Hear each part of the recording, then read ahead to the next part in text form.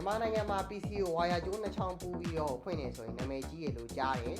ဆိုတော့ကျွန်တော်လက်ထဲမှာ wire ကျိုး2ချောင်းရှိတယ်ဒီနေ့မှာတော့ကျွန်တော် PC အဟောင်းလေးကို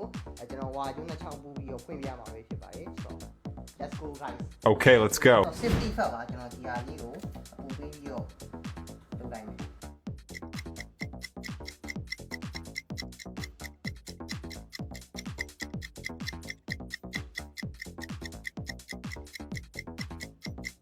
ဒါတော့မင်းတို့ကျွန်တော် PC မဟုတ်ဘူးเนาะကျွန်တော် editor PC ခလုတ်ပြောက်သွားလို့စိတ်ငြိမ်နေရကျွန်တော် wire ကျိုးကိုလုပ်ပေးလိုက်ဆောင်းဖိုင်ပါ okay